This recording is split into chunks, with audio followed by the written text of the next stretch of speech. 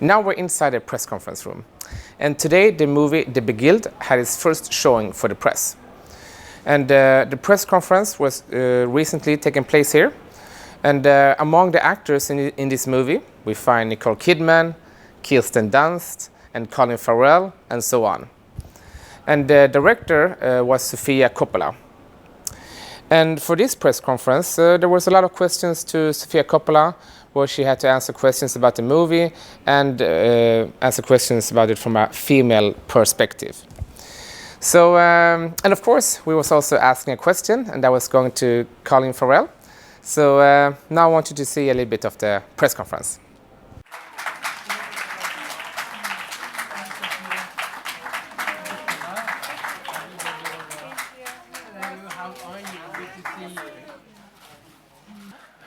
The man, Corporal John McBurney, Collin Farrell. Hello.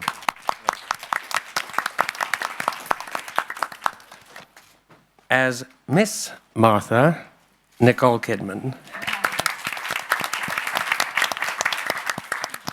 Now, the lady center of the table, center of our meeting today, Director Sofia Coppola.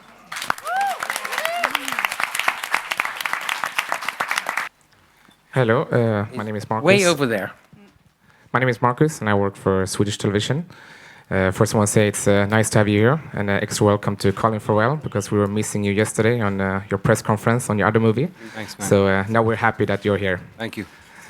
I want to ask one question, and I want Collin Farrell and Nicole Kidman and Kirsten Dunst to answer it. How has it been to be working together, and what have you been going through during this journey together? It's been a journey, man, to get here. Many miles of road. Many corsets. It was many corsets, which I didn't have to worry about being the token male. Imagine if I said token female, then the debate would be open. It was an amazing experience to shoot this film. It really was. I mean, I grew up in my life with three very strong and very brilliant and kind and smart women in my life, my mother and my two sisters. So for me to be surrounded by all of these incredible women who are amazingly talented and decent and smart and creative and insightful and curious was just a treat for me. I was really spoiled. And Sofia sets a very particular mood in the working environment that was one of comfort and ease and trust and an environment that allows you as an actor to play and allows you to explore. So it was really I've been doing this 20 years and I've said a couple of times, I think it was my favorite experience, my favorite shoot. And you never know what that's going to result in. You never know what that doesn't mean the film's going to be good or bad or anything. It has very little bearing sometimes. But it was an amazing creative experience, and I got to sit back and watch these women do incredible work, and to be directed by Sofia, who's only one of two female directors I've worked with, Sofia and Liv Ullmann. Unless I'm thinking of forgetting someone, and if I am, I should be shot. But it was amazing to have Sofia, because it is told from a female perspective, and what happened? It is told. No, tell me later. It is told. It is told from a female perspective, and so I think it was very important to have.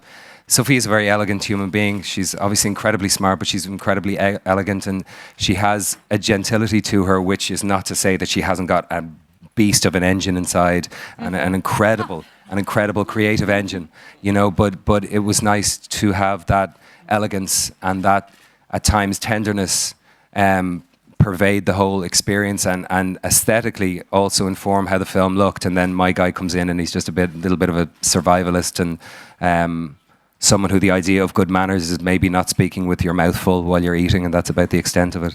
But we had a great time. I had a great time with Kirsten and an amazing time with Nicole. It was the second time I worked with Nicole in a very short period of time, so we liked each other the first time out, thank God, so the second time was a joy.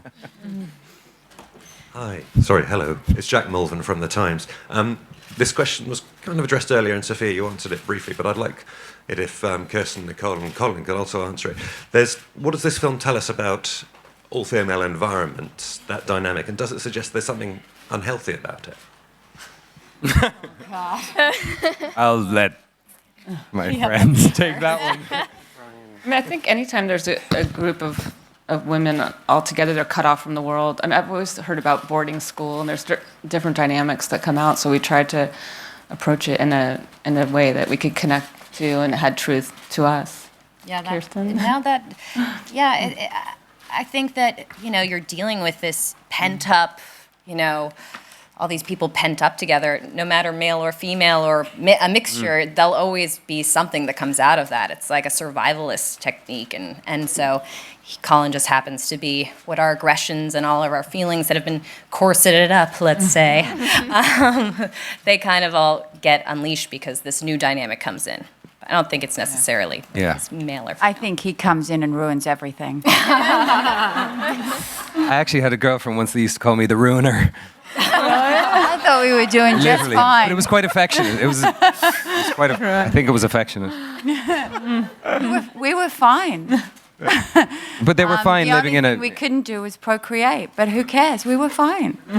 So, Yeah. good riddance to him. Yeah. Now that's going to be a really great quote that's going to go out there.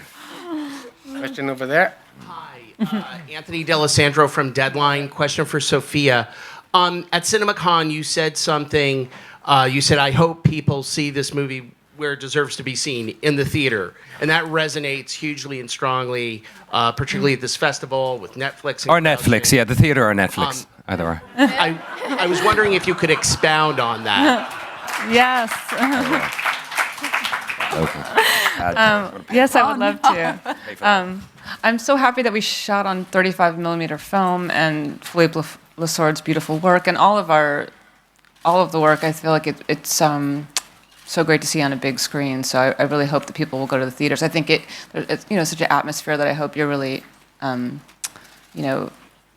really go into in a theater atmosphere and to see the photography. And we shot it thinking of a big frame, not a phone. So I hope people will see it in the theater. And that experience is such a unique one, especially in our modern lives, to really lose yourself in a film. And it's so exciting to be in Cannes and celebrating that and to see films on the big screen here in the Palais. Did you ever see David Lynch talking about seeing a film on the cell phone? Did you ever see that? No. It's so beautiful. Did anyone ever see David Lynch talking about... Just check it out on YouTube. It's so beautiful. It's like a 45-second poem because he's very serious and he talks about people seeing, and then he goes, and you think you're seeing the real movie on a fucking telephone at the very end. It's beautiful. Get real. It's so beautiful. Check it out. We'll have a look after. Okay. Watch it together. Yes. Question over there. Ulrike Koltermann from German TV ZDF. Question to Sofia. Is it more like, Oh, thank you. Over there. is it more like a feminist film because the victim is a man, or could it be seen also as a macho film because the women don't do anything else, just turning around one man in the show? It's up for the audience to determine how they want to take it. I put my thoughts into the film, and you can interpret how it connects with you. But for me, I was making the story from the female point of view and trying to show what it was like for them. And I was making it from the male. Yeah. But I was outpowered. Yeah, exactly. But part of the fun of it is that at the core of it, there's the power struggles between the male and female, which I think are relevant, but in hopefully a entertaining, fun, juicy story. Yeah, and also the nature of repression. As you were saying, Kirsten, it doesn't seem so gender specific when you just talk about the nature of repression and how it's a blanket that if people find themselves beneath, there will be some kind of heavy price to pay. I think, regardless of gender. Yes. Thank you. Question over there. Brian Johnson from Maclean's magazine in Canada. Another question about the confluence of media and formats at this festival. It's historic. We've had the top of the lake yesterday, Nicole, and the small screen on the big screen. And kind of a general question for you and Sofia and anybody else who wants to answer it. With this changing landscape, where do you feel the most freedom lies these days? And for female filmmakers and actors, with film and with cinema, there's a sense that still it's very, very male-dominated. And is there more freedom in television? Where do you see all of this going? I'll let you take that. Still only 4% of women directed, I think, the major motion pictures of 2016. 4.2%. Which is a statistic from the Women in Film group. Only 183 women just directed. There were 4,000 episodic television series, and only 183 women directed them. So, pardon? So that there says it all. That's the statistics from the Women in Film. So I think that's really an important thing to say and keep saying. Luckily, we had Jane Campion and Sofia here. Obviously, we as women have to support female directors. That's just a given now. I mean, hopefully that will change over time, but everyone keeps saying, oh, it's so different now, it's so different. It isn't. Listen to that. So that's that part of the question. The other part being small screen, big screen, and as an actor, I get to work in all of the mediums. I know doing Big Little Lies, Jean-Marc Vallée directed that for the small screen. He knew what he was making it for. And I think that's a really important part of it, because if you're making, as Sofia said, she was making this film for the big screen. There's a way of framing, there's certain things you do for that reason, but at the same time, we need stories, we need the opportunities, we need things to be seen. The world is changing, and we do have to change with it. So I have a foot in sort of every area of this, and I am grateful. I'm a grateful recipient. I mean, I'm turning 50 this year, and I've never had more work than right now. I'm incredible, and that's partly because I can work in television, I can work in films that are made to be shown on a small screen, and I can work in films that are shown on a big screen. So I'm grateful for those opportunities. Question over there. Hi, Jason Gorber from Screen Anarchy and Birth Movies Death. Sofia, remarkable film. I'm just wondering if you and the actors can talk a little bit more about the challenges of revisiting a film which is considered by many a classic. And specifically, Sofia, when Kathleen Kennedy was reaching out to some filmmakers to work on a certain sci-fi franchise, your name was actually bandied as one of the people that she might have reached out to. I'm wondering if a studio had reached out to you and say, hey, you can do a Marvel movie, a Disney movie for $200 million. Is it something you would want to do, or are you more interested in your art being more specific, more personal? How many tiers was that question? Subsume your vision to a greater whole. I love making small, low-budget films where I'm really allowed to do it the way I want. And I think when you have those huge franchises, there's a lot of cooks in the kitchen and meetings in conference rooms, which, but I'll never say never. But I really enjoyed making this film because it was a small film where it was really the focus was on the acting. We were all in one location, and I really enjoyed this. What was the first part of the question? No. Sorry, just briefly.